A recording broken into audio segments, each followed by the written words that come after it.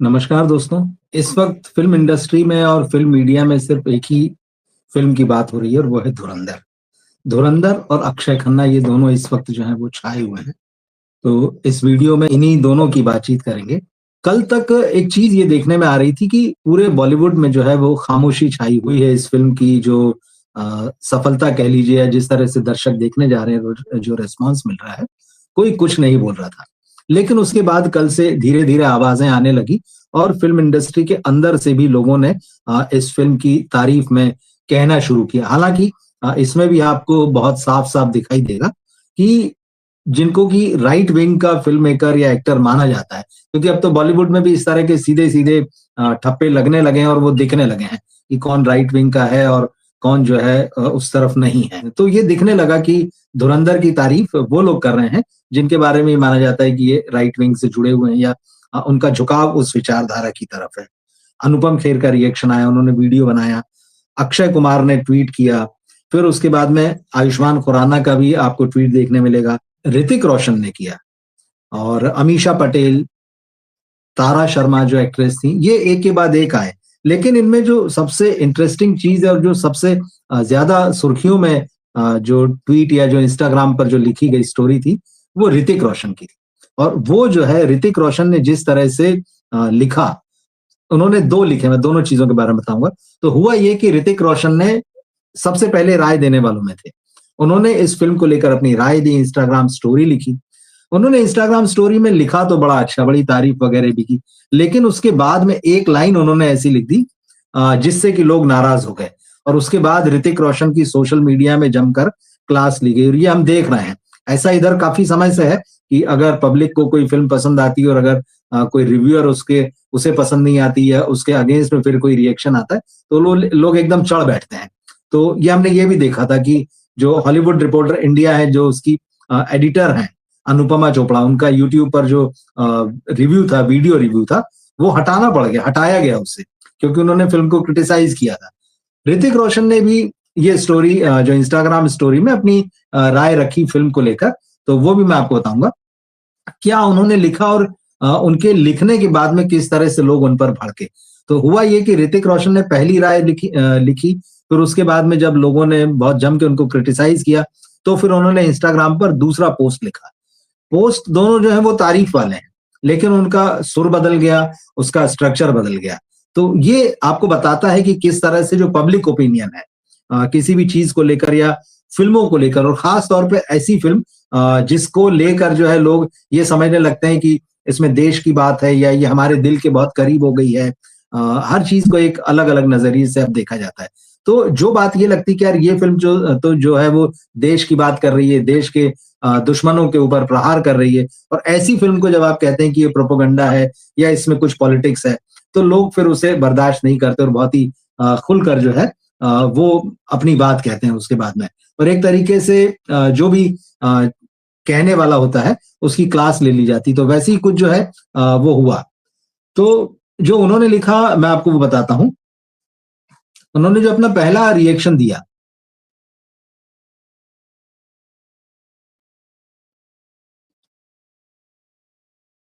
हाँ, उन्होंने जो इंस्टाग्राम पर पहली बात लिखी, उन्होंने लिखा कि I love cinema, I love people who climb into a vortex and let the story take control, spin them, shake them until what they want to say is purged out of them onto the screen. मतलब ये ठीक बात है, कहानी कहने के अपने-अपने तरीके होते हैं, तो ऋतिक ने वही लिखा, भाई मैं सिनेमा को प्यार करता हूँ, सिनेमा के लोगों को प्यार करता हूँ। किन लोगों को?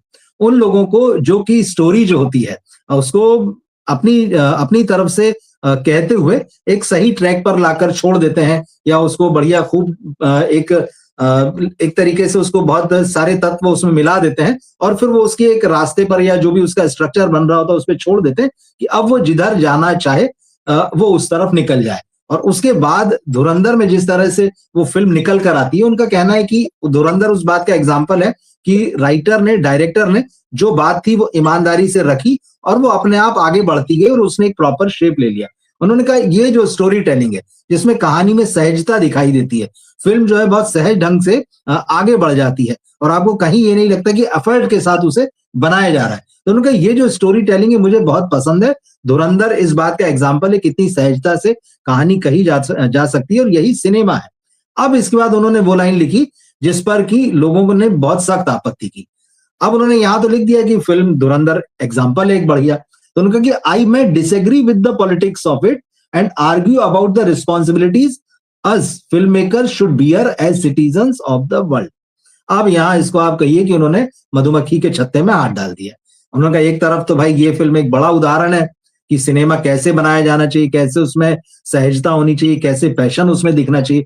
लेकिन उन्होंने कहा कि संभवतः या आई मे, हो सकता है, हालांकि उन्होंने श्योर नहीं, लेकिन फिर भी उन्होंने सवाल उठा दिया कि इस फिल्म में जो पॉलिटिक्स दिखाई गई है उससे मैं असहमत हो सकता हूं, उस पर बात कर सकता हूं, आर्ग्यू कर सकता हूं इस बात को लेकर कि फिल्म मेकर्स को किस तरह से उन्होंने कहा कि फिल्म मेकर जो है वो वैश्विक नागरिक होते हैं।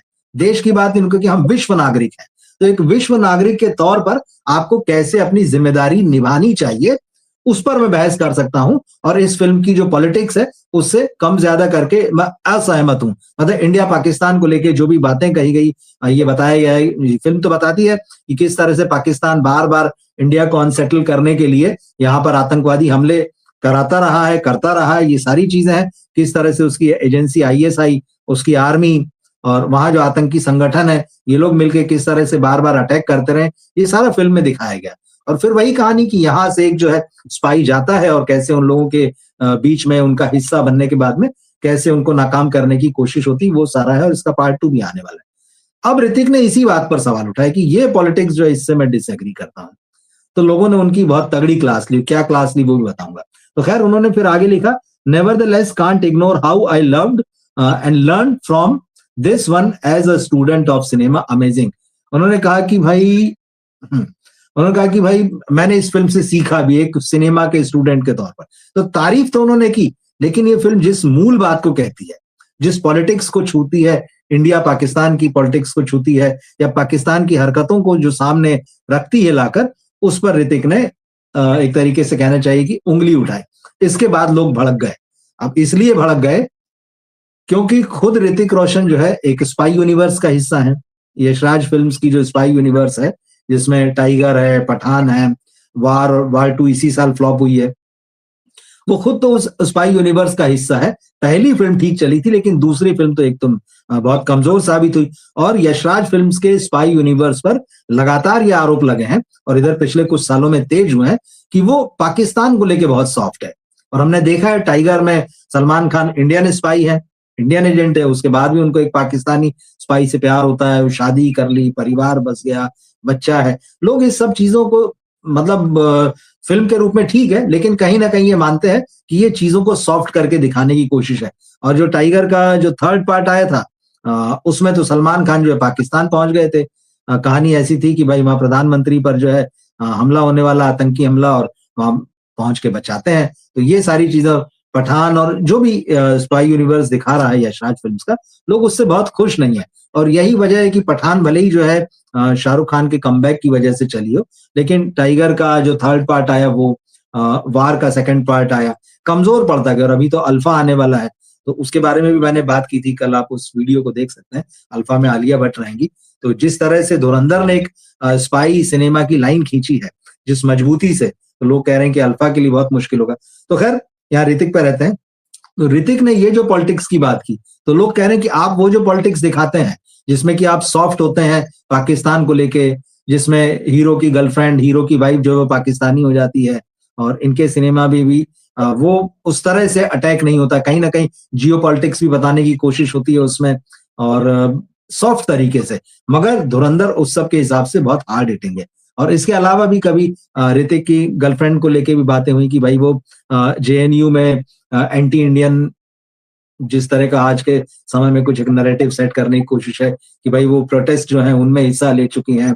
इवन जो इवन ऋतिक रोशन ने जो US में अपना टूर किया था होली और रामनवमी के मौके पे, तो उस समय उस टूर से लगातार ये इस तरह की खबरें आई थी कि भाई रामनवमी और होली जैसे त्योहार जो है वहां पर ऋतिक के शोज में लिकर और मांस ये सारी चीज परोसी गई, तो लोगों ने एक तरीके से जम के उनकी क्लास ली। अब उसके बाद हुआ ये कि फिर ऋतिक ने दूसरा पोस्ट लिखा।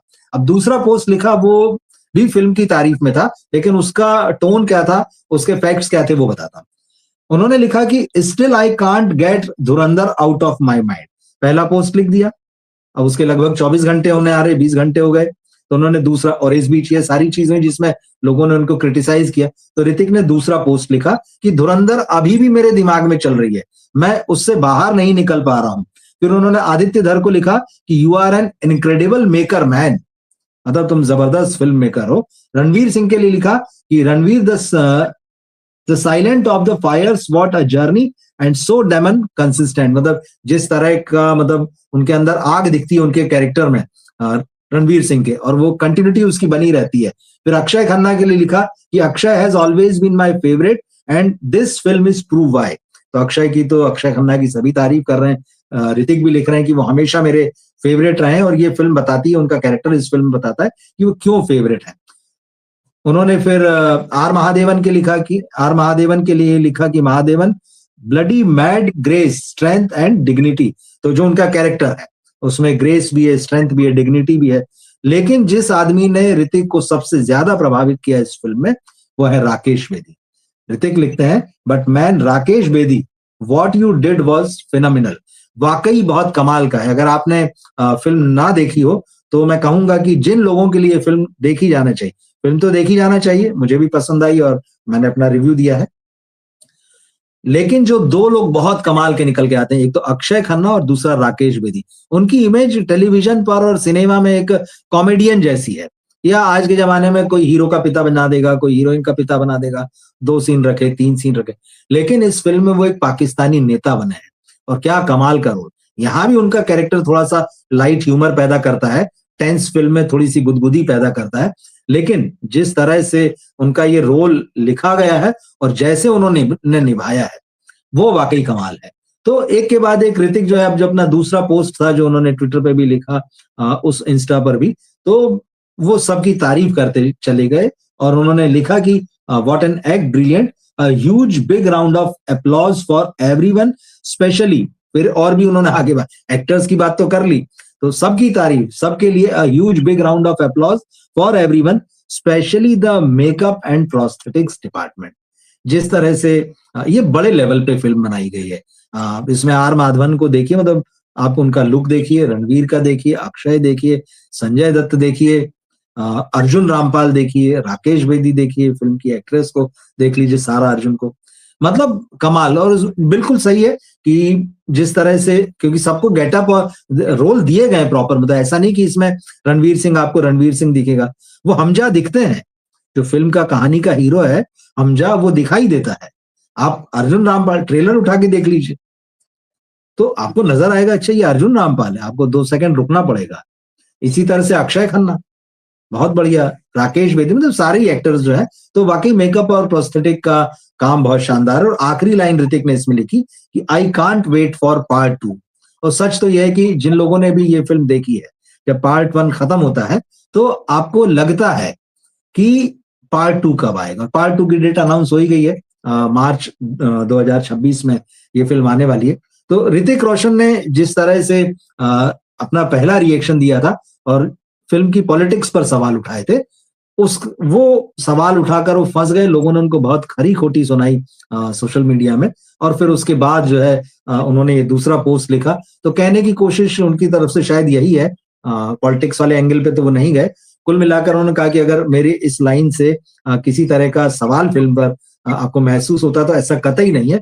फिल्म अच्छी है, फिल्म कहने का तरीका अच्छा है, कहानी बहुत बढ़िया ढंग से की गई है, जबरदस्त फ्लो है पूरी फिल्म में, कहानी में, नरेशन में, साथ ही साथ एक्टर्स भी, साथ ही साथ जो मेकअप है, प्रोस्थेटिक्स है, कुल मिलाकर मामला बहुत बढ़िया है। लेकिन ऋतिक जो है कहीं ना कहीं थोड़ा सा फंस गए ये वाली बात बोल के। अब इसी फिल्म, जैसे मैंने कहा शुरू में कि भाई हर तरफ इसी फिल्म की चर्चा है, पाकिस्तानी मीडिया में भी है। पाकिस्तानी मीडिया इसको अपने तरीके से देख रहा है। हालांकि पाकिस्तान के बहुत सारे लोग हैं। पहली बात तो ये बताऊं कि भाई पाकिस्तान में इंडियन फिल्में अब रिलीज नहीं होती, बैन लगा हुआ है। लेकिन वो जो इल्लीगल डाउनलोडिंग है, टॉरेंट से, जो पायरेसी से फ़िल्में पहुँचती है और देखी जाती है, ऐसा नहीं है। और वहाँ के लोगों के रिएक्शन भी आ रहे हैं सोशल मीडिया में। तो बहुत सारे लोग ये कह रहे हैं, उनको जो आम दर्शक है, मीडिया की बात भी करूँगा, आम दर्शक कह रहा है कि फ़िल्म में जो दिखाया वो ठीक है, ये फ़िल्म एंटी पाकिस्तान नहीं है। अब ये वहाँ के आम दर्शक का ये कहना है कि भाई ये जो फ़िल्म है एंटी पाकिस्तान नहीं है, और इसमें जो लियारी जो है, कराची का इलाका, तो वहाँ का जो अंडरवर्ल्ड दिखाया, जो माफिया दिखाया है, पुलिस के साथ उसकी मुठभेड़ या वहाँ की जो पॉलिटिक्स दिखाई है, तो लोगों का कहना है कि ठीक है, हिस्ट्री बेस्ड फैक्ट्स दिखाए गए हैं, इसमें ऐसा कुछ भी नहीं है कि भाई जिसको आप कहें कि ये एंटी पाकिस्तान है। और उसके बाद में बहुत सारे लोग जो हैं, मतलब बहुत सारे के लगभग सभी हैं, सब ने जो है फ़िल्म में जिस तरह से एक्टिंग कलाकारों की है, उसकी बड़ी तारीफ़ की, फ़िल्म की म्यूज़िक की तारीफ़ हो रही है। ख़ास तौर पे संजय दत्त और अक्षय खन्ना वहाँ एकदम फ़ेवरेट के रूप में उभर कर आए हैं। इन दोनों को बहुत पसंद किया जा रहा है। हाँ, लेकिन जहाँ तक मीडिया की बात अगर हम करें, तो मीडिया में ज़रूर इस फ़िल्म की क कहीं-कहीं आलोचना देखने मिल रही। हालाँकि जितना कवरेज फ़िल्म का टीज़र ट्रेलर आया था, उस वक़्त जितना धुरंधर को वहाँ पर कवरेज मिला था मीडिया में, उतना फ़िल्म रिलीज़ होने के बाद में नहीं मिला। लेकिन जो चीज़ें रिपोर्ट हो रही हैं, उसमें सबसे बड़ी शिकायत यही की जा रही है कि भई बॉलीवुड की ये पुरानी आदत है, पाकिस्तान को इस तरह से दिखाना कि भई एक दुश्मन देश है और वहाँ से आतंकवाद जो है वो प्रायोजित होता है। और उनका ये भी कहना है कि कुछ आर्टिकल्स में लिखा गया है कि जो दिखाया गया है, वो वास्तविकता से दूर है, रियलिटी जो है वो इस तरह की नहीं है। और ख़ास तौर पर ये कहा गया है कि जो रहमान डकैत का किरदार है और जो एसपी असलम जो किरदार दिखाया गया है, चौधरी असलम, तो उनका कहना है कि इसको थोड़ा काफ़ी बढ़ा-चढ़ा कर बताया है। तो सिनेमा देखिए, वो तो लार्जर दैन लाइफ होता है, कैरेक्टर अगर वैसे गढ़े जाएँगे तभी वो असर भी छोड़ते हैं। तो ये कुछ चीज़ें आ रही हैं। एक बात जिसको लेकर वहाँ के मीडिया में 2 तरह से बँटा हुआ नज़र आता है। जिस तरह से बलोच, क्योंकि जो लियारी का इलाका, वहाँ जो गैंग्स हैं, पठान गैंग है एक तरफ बलोच गैंग है। तो बलोच कल्चर को जिस तरह से इस फ़िल्म में दिखाया, और वो आपने अगर फ़िल्म देखी हो, नहीं तो आप सोशल मीडिया और यूट्यूब वगैरह पे भी देख सकते हैं। अक्षय खन्ना की एंट्री दिखाई गई है, एक बलोच गुट होता है, ये वहाँ पर जाते हैं अपने लोगों के साथ में। तो जिस तरह से उनकी डांस करते हुए एंट्री है, वो ज़बरदस्त रूप से फ़ेमस हुआ है और वो वीडियो वायरल हो चुका है। लोगों ने उतना हिस्सा निकाल के सोशल मीडिया में चलाया। तो अक्षय खन्ना जिस तरह से डांस कर रहे हैं, और वो पूरा सीन जो है, बलोच लोग जो होते हैं, वो किस तरह से नाचते गाते हैं या उनकी क्या कल्चर है, वो उसमें खास तौर पर नज़र आता है। बल्कि जो रहन-सहन वगैरह दिखाया गया उसमें भी, वो वीडियो बहुत ज़बरदस्त वायरल है। उसकी बहुत, मतलब लोग जो है वाहवाही कर रहे हैं। और पाकिस्तानी मीडिया भी इस बात को लिख रहा है कि पाकिस्तान में जो फ़िल्में बनती है, वहाँ पे बलोच कल्चर जो है, बलोच संस्कृति जो है, उसको नहीं दिखाया जाता है, या इस तरह से आज तक नहीं दिखाया गया है, जैसा कि धुरंधर में बताया गया है। तो ये एक पॉजिटिव बात है। और कई लोगों ने, वहाँ के जो एडिटर्स वगैरह हैं या जो मीडिया के लोग हैं, उन्होंने पाकिस्तान में फ़िल्म बनाने वालों से कहा है कि भाई आपको सीखना चाहिए। ये वेल रिसर्च, एक और चीज़ उन्होंने मानी है कि ये फ़िल्म जो है वेल रिसर्च्ड फ़िल्म है।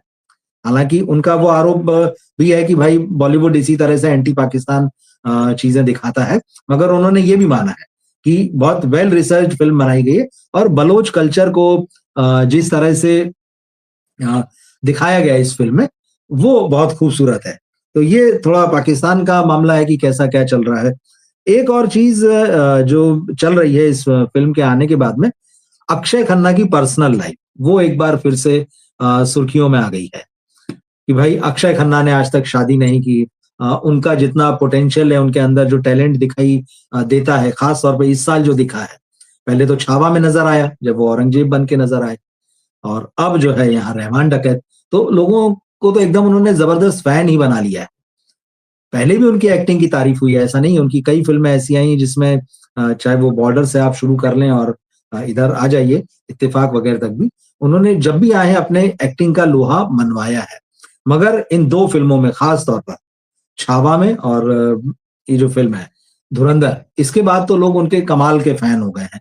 और इसके बाद अब उनके पुराने वीडियोज़ निकल कर आ रहे हैं, उनकी लाइफ़ की बहुत सारी पुरानी बातें निकल कर आ रही हैं। इसमें एक ये चीज़ कि अक्षय 50 के हो चुके हैं, मतलब इसी साल उन्होंने 50 टच किया, 50 साल के हो चुके हैं।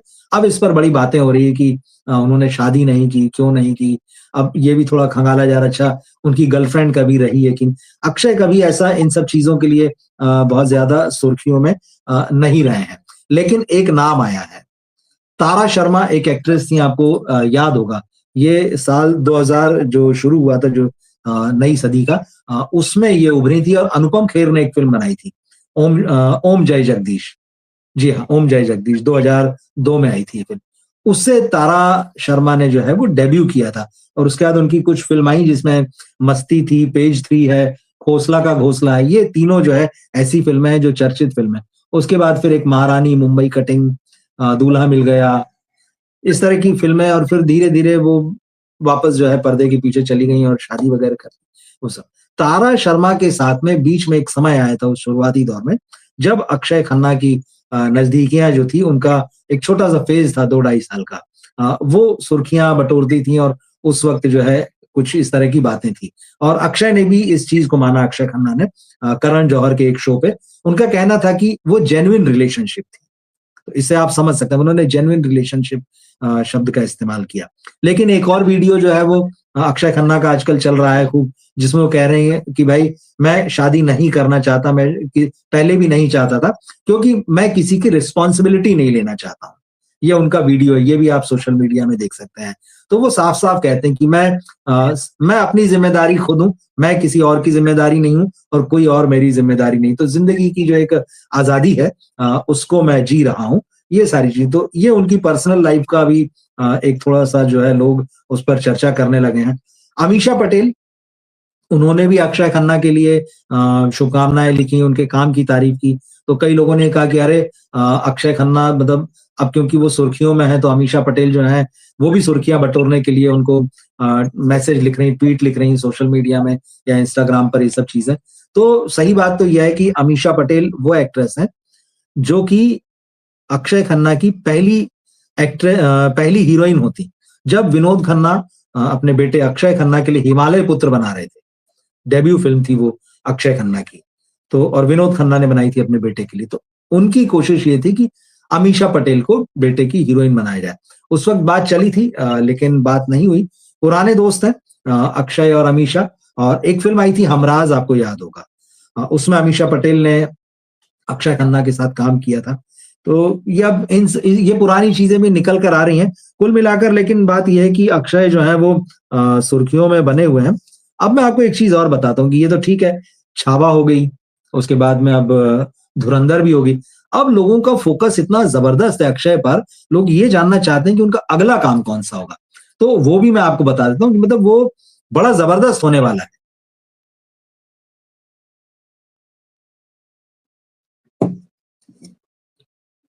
और जब कोई अच्छा काम करता है, तो अपने आप उससे आपकी उम्मीदें भी बढ़ जाती है। और अब वो समय बदल गया, हम देख रहे हैं पिछले 4-5 साल में कि कोई भी सो कॉल्ड स्टारडम के साथ अपने आ गया और फ़िल्म उसकी चल गई और लोगों ने उसको सिर आँखों पे बिठा लिया। भले ही मतलब वो पर्दे पर वही दिखता हो जो ऑफ स्क्रीन नज़र आता हो, भले ही वो एक्टिंग ना करता हो। अभी बदल गए लोग। अब लोगों को स्क्रीन पर वो कैरेक्टर चाहिए। जैसे अक्षय की बात कर लें, अक्षय खन्ना की, तो औरंगज़ेब अगर वो दिखे छावा में, तो औरंगज़ेब ही दिखे। उन्होंने लोगों के दिल में औरंगज़ेब के लिए गुस्सा पैदा कर दिया, वो दिखे। जब यहाँ रहमान डकैत बनकर दिखे, तो वो लोगों को कसाई-नुमा ही नज़र आए। मतलब ये चाहिए लोगों को। अब ऐसा नहीं कि सलमान खान ऑफ स्क्रीन जैसे दिख रहे हैं, तो पर्दे पर आकर भी वो सलमान खान ही दिखें। लोगों की उम्मीदें बदल गई।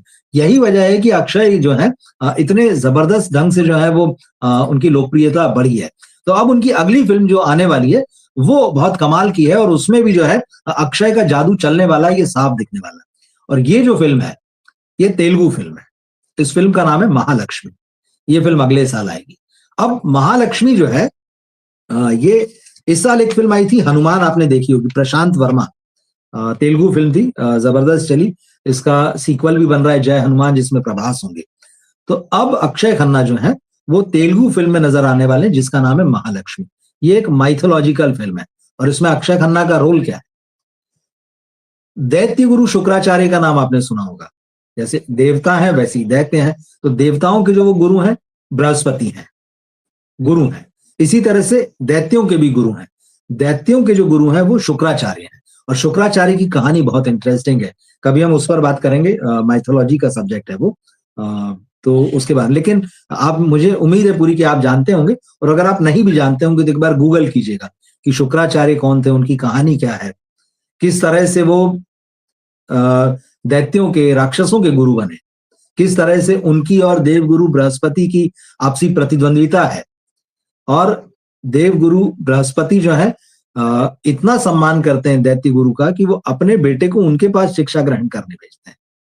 तो ये है। और जो ग्रह शुक्र है, और जो ज्योतिष में शुक्र की बातें होती कि आपका शुक्र ये, आपका शुक्र वो यही शुक्र है जो विलास के, भोग के, खूबसूरती के, और जो भी लग्जरीज हैं जो उसके देवता माने जाते हैं, वो ये शुक्राचार्य हैं।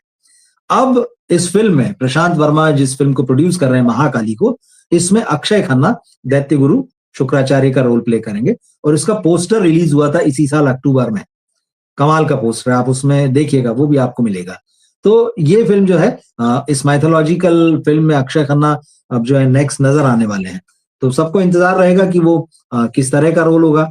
और जैसे मैंने कहा, दैत्य गुरु हैं और शुक्राचार्य, तो उनकी एक बहुत फैसिनेटिंग स्टोरी है। महाकाली जो है, आप सभी जानते हैं, तो महाकाली जो है वो कन्नड़ एक्ट्रेस हैं भूमि शेट्टी। तो इस फिल्म में वो इस रोल निभाएंगी महाकाली का। और फिल्म की जो डायरेक्टर हैं उनका नाम पूजा अपर्णा कोलुरु है। तो ये तेलुगु फिल्म जो है नेक्स्ट ईयर के फर्स्ट हाफ में आएगी, शायद पहले 3 महीनों में ही रिलीज होगी। तो इस फिल्म का भी इंतजार होगा। और क्योंकि अब जो जितनी फिल्में आती, जो हनुमान बनाई थी प्रशांत वर्मा ने तमिल में, तेलुगु तो थी, तमिल, कन्नड़, मलयालम, हिंदी डब करके, ऐसे में अब जबकि अक्षय खन्ना इस हाइट पे पहुंच चुके हैं, तो स्वाभाविक है कि अब हिंदी के दर्शकों को महाकाली का भी इंतजार रहेगा, ये भी डब होके आएगी।